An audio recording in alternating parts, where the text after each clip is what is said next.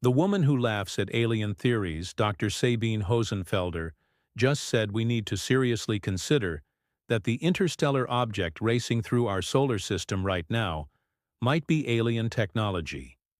And suddenly, Avi Loeb, the brilliant Harvard scientist everyone called a crackpot, might have been right all along. In just 13 days, that object, dubbed 3I Atlas, will reach its closest point to our Sun. It will either break apart like any other comet, or it will do something else entirely, something that defies the laws of nature as we know them. But that's just the beginning of our story. Every scientist, every debunker, every rational voice who dismissed this as impossible is on the verge of being proven catastrophically wrong. The next 2 months are not just another chapter in human history. They are the final pages of the book we thought we were living in, and the first lines of a new reality we are completely unprepared for. If you are ready for a deep dive into the mysteries that are unfolding right before our very eyes, hit that like button and subscribe, because you are not going to want to miss what happens next. And tell me in the comments, where are you listening from? What time is it there? And do you think 3I Atlas will break apart or release something on October 29th? Let's begin. To understand the magnitude of what's happening, you first need to understand who Dr. Sabine Hosenfelder is. She is not your typical headline-chasing scientist. She isn't looking for fame or clicks. For decades, she has been the scientific community's resident ghostbuster, the ultimate skeptic's skeptic. Her reputation was forged in the fires of logic, systematically dismantling pseudoscience with the precision of a neurosurgeon. She's the person who explains, with unassailable math, why faster-than-light travel violates thermodynamics, why quantum consciousness is nonsense, and why every blurry video of strange lights in the sky has a perfectly mundane, if boring, explanation. She is the voice of reason, the scientist other scientists point to when they want to shut down wild speculation, which is exactly why her latest video about 3I Atlas sent a seismic shockwave through both the scientific community and the UFO research world. This wasn't a casual musing. She didn't hedge her bets with words like maybe or possibly. She looked directly into the camera with the full weight of her career behind her and said, "We need to seriously consider that this could be alien technology." Coming from Sabine Hosenfelder, that statement is not a hypothesis. It's a confession. It's like watching a career prosecutor, famous for putting people away, suddenly stand up and argue passionately for the defense. You know, in that moment, that they've seen evidence so powerful, so undeniable, that it has forced them to abandon a lifetime of conviction. Something fundamental has shifted in her analysis, and that shift tells us more than any single data point ever could. Let's be crystal clear about what happened here. Dr. Hosenfelder reviewed the exact same scientific papers that every other astrophysicist on the planet has access to. She looked at the trajectory data, the spectroscopic analysis, the emission patterns, but where others saw a collection of anomalies they could try to explain away one by one, she saw a pattern that made her deeply uncomfortable. Not uncomfortable because the data was bad. Uncomfortable because the data was too good, too consistent, too deliberately strange to be a product of random chance. Her video opens with her characteristic dry humor, almost as if she's apologizing for the intellectual grenade she's about to detonate. She is acutely aware of what this admission costs her in academic circles. In science, suggesting alien technology isn't just controversial, it's professional suicide. You become radioactive. You become the person nobody wants to collaborate with, the researcher whose grant proposals are quietly shelved, the name that gets mysteriously removed from conference speaker lists. The stigma is real, and it is brutal. And yet, here she is, knowingly stepping into that minefield. Her core argument centers on something most of us overlook when we think about scientific discovery. We re-obsessed with avoiding what AS called a type 2 error, a false positive. That means believing something that isn't actually true. The entire machinery of modern science, peer review, replication studies, statistical significance thresholds, is a colossal engine designed to prevent us from being fooled by randomness. It is designed to stop us from claiming we've found a new particle when it was just a blip in the data. But Dr. Hosenfelder points out that we have almost zero protection against the opposite, a type 1 error, a false negative. That's rejecting something that is, in fact, true. Think about that for a moment. Science is asymmetrically cautious. It would rather miss a genuine, world-changing discovery than accidentally endorse a false one. For most research, this makes perfect sense. If you incorrectly claim a new subatomic particle exists, other scientists will eventually try to replicate your work, fail, and your reputation suffers. No permanent harm done to humanity. But what if the thing you're rejecting isn't a particle or a new theory? What if it's a spacecraft? What if it is concrete evidence of intelligent life beyond Earth? The cost of a type 1 error in that scenario isn't just a bruised ego or a retracted paper. It is, potentially, the most catastrophic missed opportunity in human history. If we dismiss alien technology simply because we are too afraid of being wrong, we might miss our only chance to know we are not alone. We might fail to recognize a potential threat. We might ignore a singular opportunity for contact. And unlike a failed physics experiment, you don't get a do-over. The object passes through our solar system, we wave it goodbye with a shrug, and we are left in our ignorance, never knowing what we missed. This is the heart of Dr. Hosenfelder's argument. She's not screaming, "It's aliens." She's saying that the cost-benefit analysis of our scientific caution is completely backwards when it comes to interstellar objects. She is arguing that we should be investigating this object as if it could be artificial, because the stakes are simply too high to default to the comfortable, easy explanation. The risk of being wrong is nothing compared to the risk of missing the truth. But here is where it gets truly compelling. Dr. Hosenfelder doesn't just make a philosophical argument about scientific process. She rolls up her sleeves and walks us, point by point, through the data, showing us why this object is genuinely, jaw-droppingly unprecedented. Not unprecedented in the sense that it's a little unusual. Unprecedented in the sense that it breaks fundamental patterns we see in every single comet and asteroid we have ever studied. Let's start with the emissions. 3I Atlas is shedding nickel and iron at rates the peer-reviewed papers describe as exceptional. Now, in scientific language, exceptional is a very strong word. It's the linguistic equivalent of a flashing red light and a blaring siren. It's science speak for, "We have never seen anything like this before, and we do not have a model that explains it." Comets do shed material as they approach the sun. That's what creates their tails. That's normal. But the composition and the sheer quantity of vaporizing metal here do not match what we would expect from a natural, icy body. Nickel and iron in these proportions and in this state suggest something else entirely.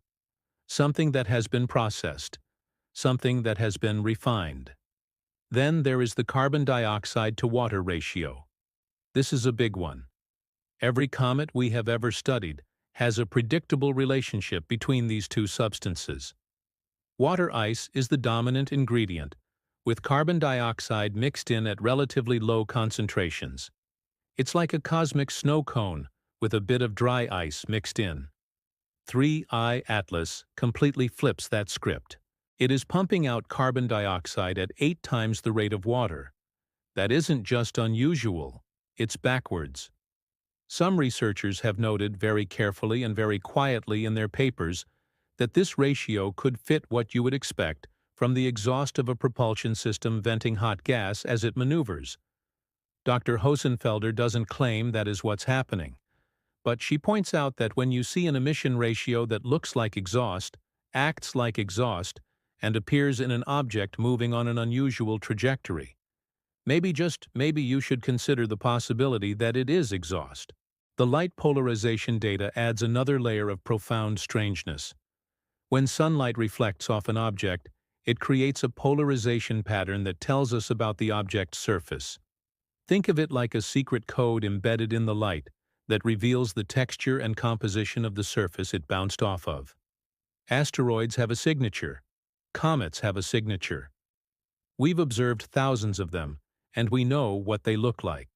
3I Atlas shows a polarization pattern that the researchers, again in a peer-reviewed paper, called unprecedented among asteroids and comets.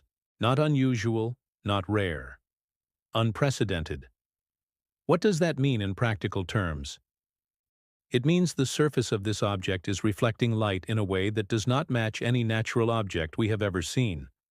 The pattern suggests a surface that is either incredibly smooth or structured in a highly organized way that natural processes simply do not produce.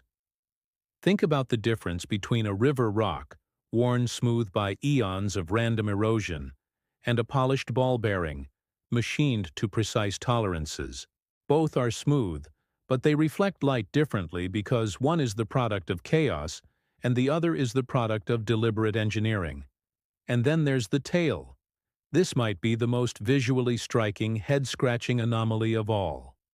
Comet tails point away from the sun. Always. It is one of the most basic, fundamental facts of observational astronomy.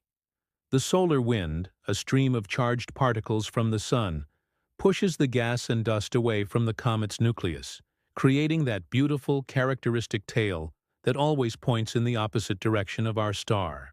3I Atlas has a tail pointing toward the sun. Researchers in the paper describe this as not common and possibly observed for the first time. That level of understatement and hedging in a scientific paper is the academic equivalent of screaming in panic. It translates to, "We have absolutely no idea what is causing this, and by all rights, it should not be possible." Some have suggested complex magnetic fields or bizarre asymmetrical outgassing patterns could create this effect. But those explanations require a whole stack of special conditions we have never observed in any other comet. At some point, when you have to invent 5 new kinds of physics just to explain one object, you have to step back and ask the simpler question. Maybe the reason it's not behaving like a comet is because it's not a comet. Finally, Dr. Hosenfelder points to the trajectory, though she is more cautious here. The object is moving almost exactly in the plane of our solar system, within about 5 degrees of the ecliptic. For a random object hurtling in from interstellar space, that specific alignment has about a 1 in 500 chance of happening naturally. Not impossible, but certainly improbable enough to raise an eyebrow. It also makes convenient close approaches to Mars, Jupiter, and Venus, 3 of the most significant bodies in our inner solar system, while staying curiously far away from Earth. If you were designing a reconnaissance mission from scratch, you might choose exactly this trajectory. You'd want to maximize your observation opportunities of the major planets while staying clear of the one planet that has active space infrastructure that might notice or interfere with your mission. That is speculation, of course. But it's testable speculation. On October 29th, we're about to find out which scenario plays out. While Sabine Hosenfelder was risking her reputation to cautiously voice these concerns, another scientist was likely watching with a sense of profound vindication. That scientist is Avi Loeb, the former chair of Harvard's astronomy department. Over the past 8 years, Dr. Loeb has been called a lot of things. An attention seeker, a pseudoscientist, the alien guy, and even Harvard's embarrassment. His crime? Back in 2017, when the first confirmed interstellar object, a strange, cigar-shaped object named Oumuamua, passed through our system, he was the one who dared to suggest it might be artificial technology. The backlash from the scientific establishment was swift and brutal. Colleagues publicly distanced themselves. Papers he submitted faced unusually harsh and dismissive peer review. Conference invitations mysteriously dried up. The message was clear.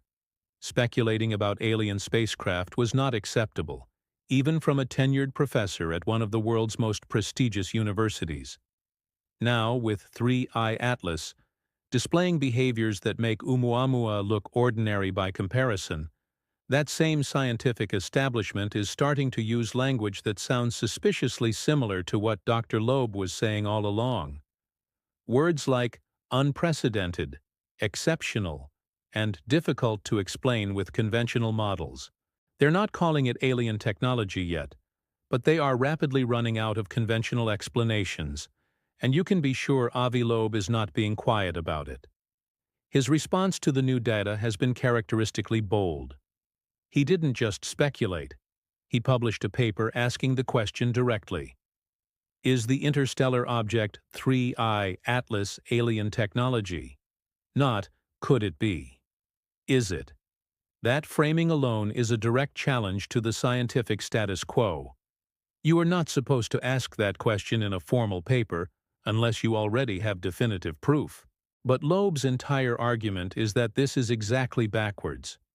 You should ask the hard questions as soon as you have sufficient reason to investigate, not after you already know the answer. His paper systematically evaluates 3i Atlas against specific criteria for distinguishing natural from artificial objects, and the results are deeply uncomfortable for anyone committed to the natural origin hypothesis. Take, for example, its acceleration.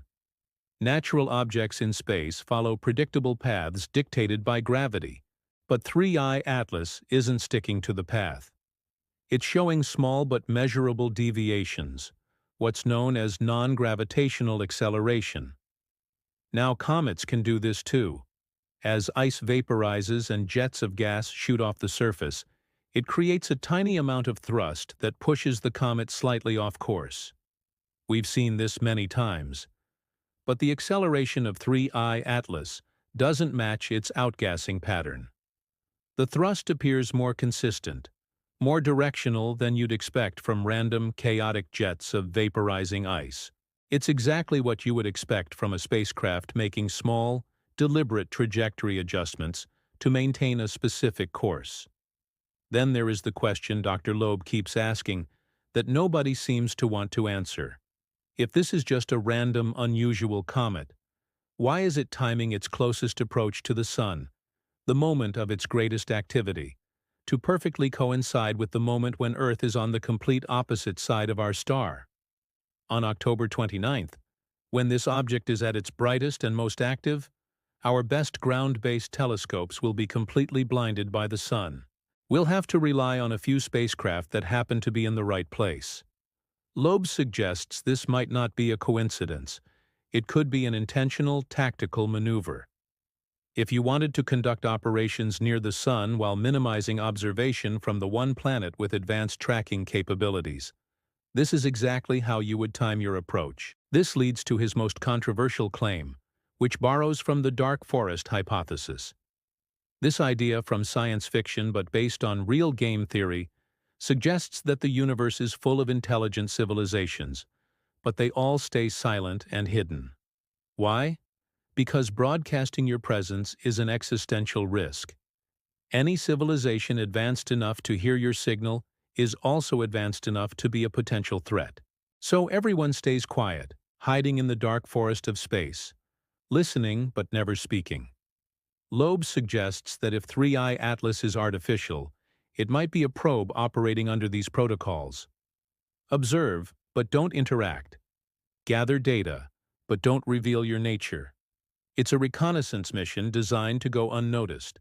The fact that we noticed it anyway is either a failure of their stealth or, more chillingly, an indication that they simply donned to consider us advanced enough to be a threat worth hiding from. He takes this one step further with the mothership hypothesis. He proposes that 3i Atlas isn't a single object, but a carrier vessel. As it passes through our system, it could be releasing smaller, harder-to-detect mini-probes to study multiple targets at once, one for Mars, one for Venus, and so on.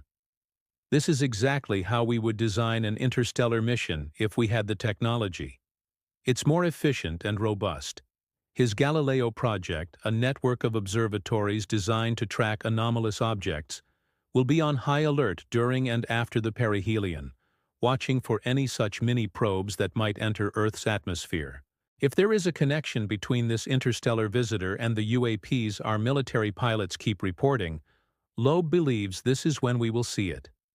For years, the scientific community mocked him.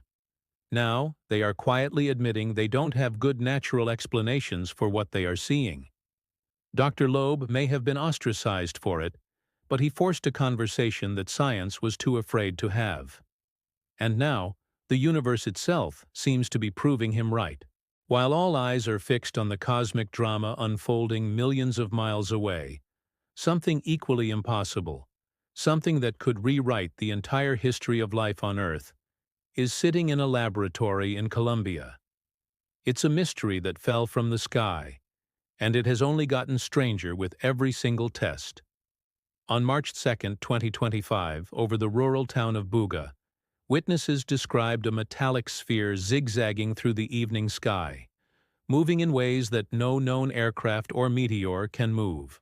It struck high-tension power lines without exploding or even slowing down, then descended into an open field.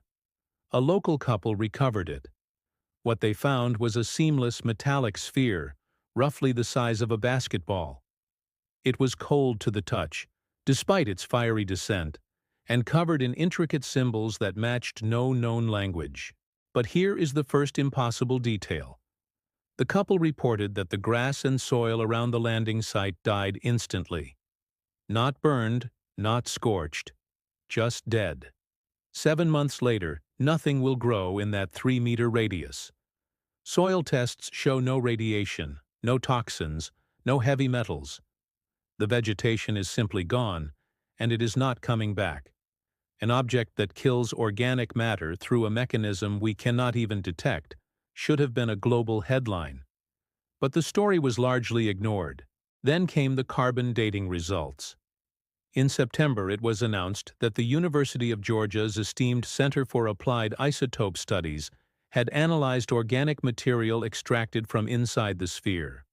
The sphere has 31 microscopic holes, each about 4 millimeters in diameter, drilled with a precision that would challenge modern manufacturing. Inside these holes are thread-like structures, and anchoring these threads is an organic resin. The carbon-14 dating on that resin came back with an age of 12,560 years before the present. Let that sink in for a moment. The glue holding together technological components inside this sphere is older than the pyramids of Giza by 7,000 years. It's older than Stonehenge by 8,000 years. This resin was harvested and processed before humans had invented writing, before we had developed agriculture, before we had even discovered how to smelt metal. This suggests one of two staggering possibilities. Either the sphere has been operational and actively maintained for over 12 millennia, or it was built 12,500 years ago with a technology that simply should not have existed and has been dormant ever since. Then there's what happens when you play ancient Sanskrit mantras near this thing. In July, researchers subjected the sphere to a range of sound frequencies. It showed some minor electromagnetic activity. But then, on a hunch, someone tried playing ancient Vedic chants. The sphere reacted. Not subtly. It produced measurable vibrations. Its temperature increased by up to 5 degrees Celsius, and it emitted electromagnetic pulses that peaked during specific phonetic patterns in the chants. The device is responding to information encoded in a human language from thousands of years ago. It's as if it has a linguistic key. The symbols on the sphere itself have been partially decoded and resemble Proto-Sanskrit. The consensus interpretation reads something like, "The origin of birth through union and energy in the cycle of transformation. Meeting point of unity, expansion, and consciousness." This sounds like mystical poetry until you think about it in technological terms. Union and energy? Could that be describing a power source, like nuclear fusion? Cycle of transformation. Energy conversion. Meeting point of unity. A singularity or a field generator. The sphere's physical makeup is just as impossible. X-ray analysis shows it's made of 95% refined aluminum, alloyed with rare earth elements like neodymium and cerium. Humans did not figure out how to efficiently produce pure aluminum until 1886. Before that, it was more valuable than gold. Yet here is an object, potentially 12,000 years old, made of a precision aluminum alloy that we have only been able to create for about 200 years. The age of this object places it squarely in the Younger Dryas period, a time of catastrophic climate change, around 12,000 years ago when, according to legends from around the world, advanced civilizations like Atlantis were destroyed by cosmic disasters. We've always dismissed these as myths. But what if they were history? What if the Boogosphere is not just a strange object, but a surviving relic? A piece of technology from a lost chapter of human history, or perhaps a history that wasn't entirely human at all. As these ancient and cosmic mysteries converge, a third front has opened up, this one right here on Earth, in the halls of power in Washington, D.C.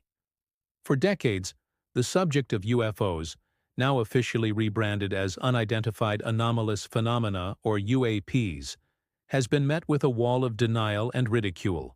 In 2025, that wall is not just cracking, it's beginning to crumble. On September 9th, a congressional hearing on UAPs was supposed to be another routine, theatrical affair. Instead, Representative Eric Burleson played a video that changed the conversation entirely. The footage showed an MQ-9 Reaper drone operating off the coast of Yemen. On its targeting camera, a metallic orb appeared moving at impossible speeds. The drone operator did what they are trained to do. They fired a Hellfire missile. A Hellfire missile is designed to destroy a main battle tank. The orb took a direct hit. The infrared camera flared with the heat of the explosion. And then, the orb just kept going. Not damaged, not slowed, not perturbed in any way. It continued on its trajectory as if a weapon designed to obliterate armored vehicles was nothing more than a gnat. The Pentagon's response was deafening in its silence. They didn't deny the footage was real. They just issued a boilerplate statement that there is no evidence suggesting extraterrestrial origin. That is not a denial. That is a carefully worded admission that they have no terrestrial explanation. At that same hearing, decorated military veterans testified about their own encounters.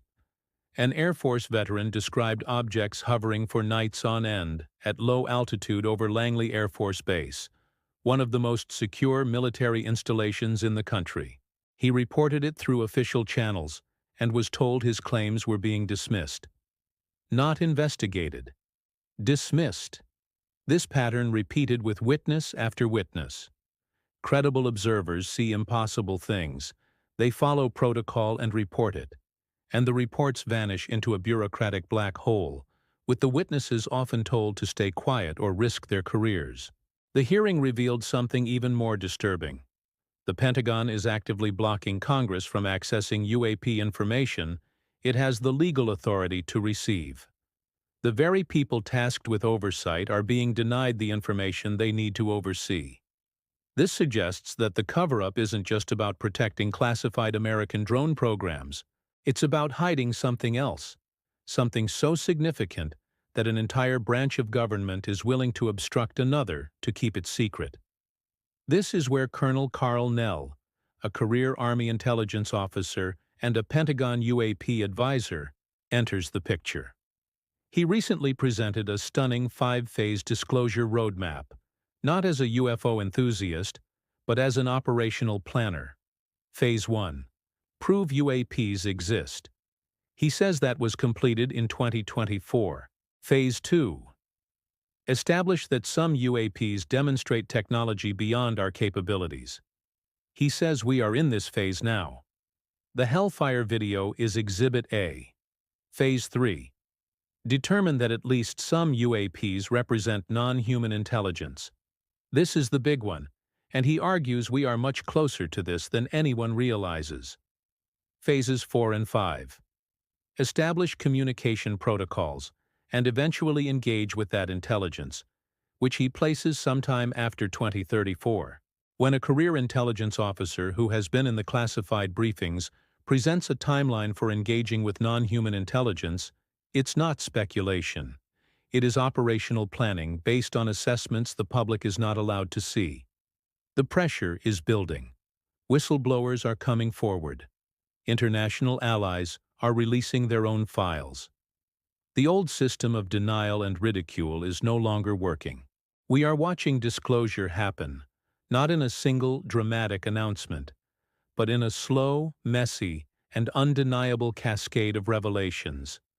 While the UAP story unfolds in the shadows of government secrecy, another monumental discovery has just been dragged into the light by the rigorous process of official science. Last summer, NASA's Perseverance rover on Mars sampled what one mission scientist called the most puzzling, complex, and potentially important rock yet encountered. In September 2025, after a grueling year-long peer review process, the prestigious journal Nature published the validated results. The paper's conclusion is one of the most significant in the history of space exploration. The Sapphire Canyon sample contains potential biosignatures. In the cautious conservative world of science, that phrase is a bombshell. It means that after a year of the world's best scientists attacking the data, questioning the methodology, and proposing every possible alternative, the evidence for life was still strong enough to warrant that classification.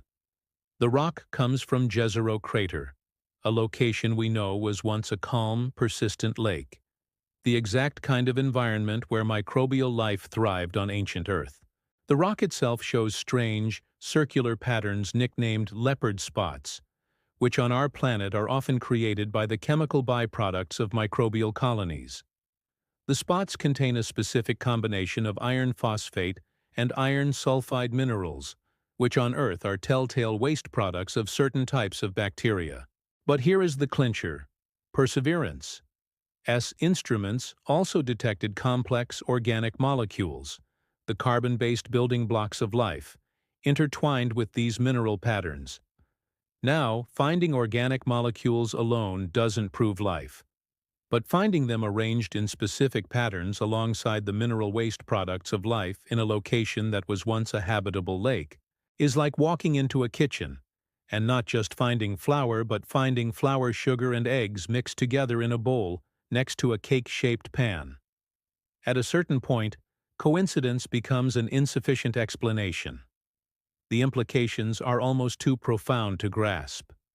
If we confirm that life arose independently on two planets in the same solar system, it means that life is not a one-in-a-trillion miracle unique to Earth. It means the universe is hardwired to produce life wherever the conditions are right.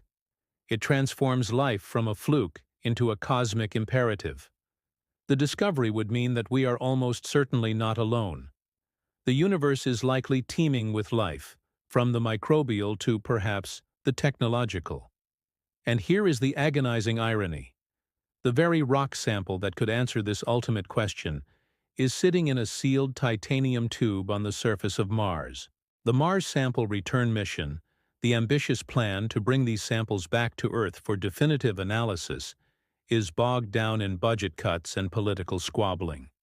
We may have found the holy grail of astrobiology, only to leave it sitting on a dusty shelf 140 million miles away because we couldn't agree on the bill. As if interstellar visitors, ancient artifacts, government disclosures, and Martian fossils weren't enough, two other revolutions are happening simultaneously, deep within our own technology, that are poised to change the very fabric of human existence. These are the twin revolutions of quantum mechanics and artificial intelligence. On October 7, 2025, the Nobel Prize in Physics was awarded to scientists who proved something that sounds like science fiction. Quantum weirdness is not just confined to the subatomic world. They demonstrated that quantum effects like tunneling, where particles can pass through solid barriers, can happen in circuits large enough to see with your naked eye. This discovery is the bedrock upon which all quantum computers are being built. It means the strange, probabilistic rules of the quantum realm are not a distant, theoretical concept. They are a latent property of our reality, waiting to be unlocked. This is no longer theoretical. On October 13th, researchers announced they had created a quantum version of Bayes' rule, a 250-year-old mathematical formula that is the foundation of all modern machine learning and AI. They essentially taught one of the most powerful tools in probability how to think in the language of quantum mechanics. This opens the door for AI systems that can reason about quantum information in ways no classical computer ever could. At the same time, the AI revolution has hit an inflection point. In September 2025, Google's Gemini AI did something experts thought was at least a decade away. It won a gold medal in an international computer programming competition, beating the world's best human programmers.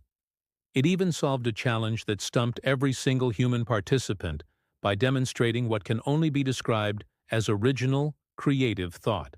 This is the Deep Blue beating Kasparov at chess moment for creative problem solving. The goalposts for what defines real intelligence have been moved so many times, but now we are running out of field. We thought AI would never master creativity, but it now generates world-class art, music, and text.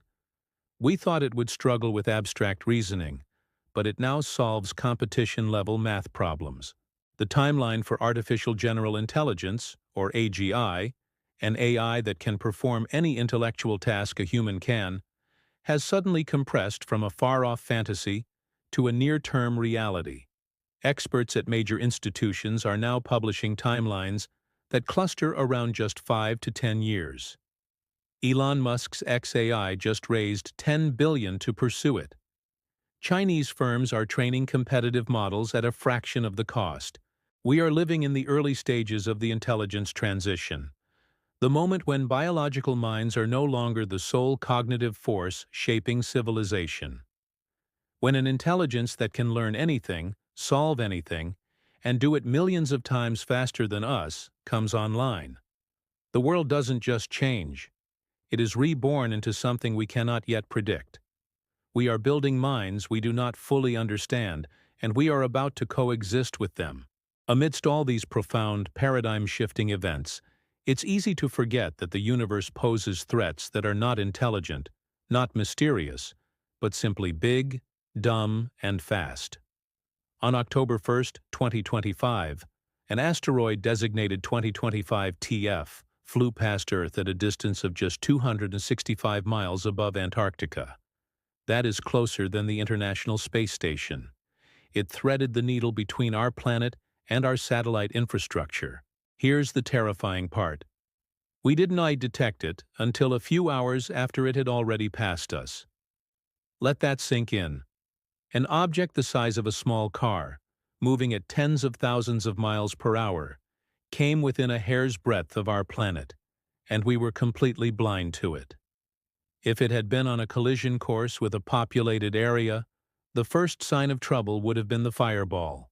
No warning, no evacuation, just impact. This wasn't a one-off. A few days later, another asteroid made a close pass.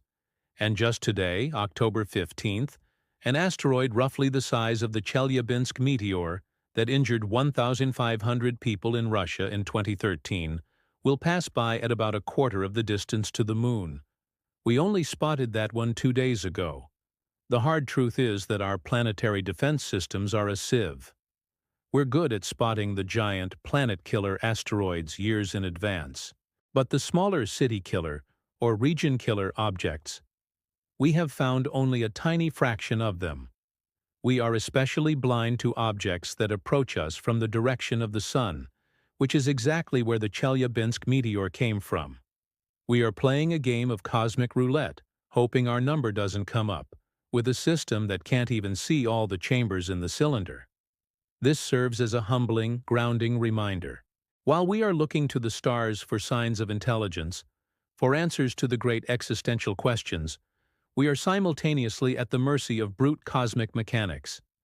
The universe doesn't have to be intelligent to be deadly. Our focus on these incredible, unfolding mysteries cannot come at the expense of ignoring the clear and present dangers that we know are out there.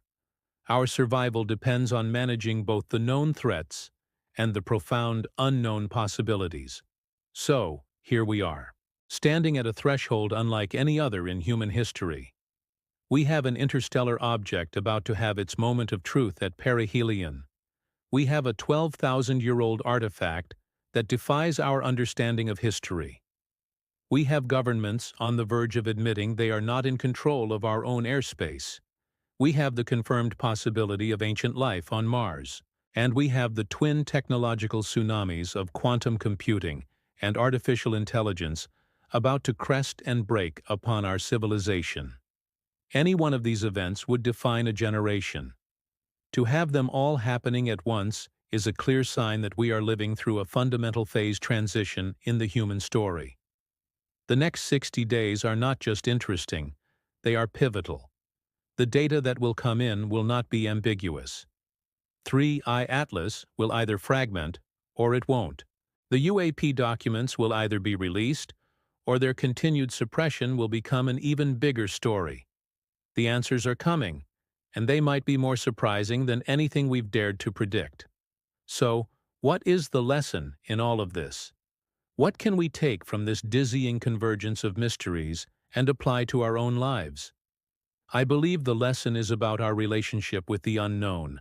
For so long, we have operated from a place of comfortable certainty, assuming we had a decent handle on the rules of the universe and our place in it. This moment is teaching us a profound lesson in intellectual humility. It's teaching us that we must be willing to confront uncomfortable data, to question our most deeply held assumptions, and to balance healthy skepticism with a radical openness to possibility. In our daily lives, this translates to how we consume information and form our beliefs. It's about learning to hold two opposing ideas in our minds at the same time without demanding an immediate, simple answer. We can be skeptical of wild claims while also being open to the possibility that reality is far stranger than our current models suggest. It's about cultivating a mindset that is not afraid of the phrase, "I don't know," because that is where all true discovery begins. Don't let fear of being wrong prevent you from considering that you might be witnessing something extraordinary. Pay attention to the patterns, not just the isolated data points. So I leave you with these questions to ponder. Which of these unfolding stories do you believe holds the most significance for the future of humanity? If definitive proof of non-human intelligence, whether from 3I Atlas, a UAP disclosure, or the Boogosphere, were announced tomorrow, how would it change the way you live your life? What is the first thing you would do? Thank you for joining me on this incredible journey. Whatever the coming weeks may bring, I wish you and your families good health and clarity of mind. The world is changing, but together we can face it with curiosity instead of fear. Don't forget to subscribe to the channel and turn on notifications. You won't want to miss the updates as this story continues to unfold. We'll be here to break it all down, together.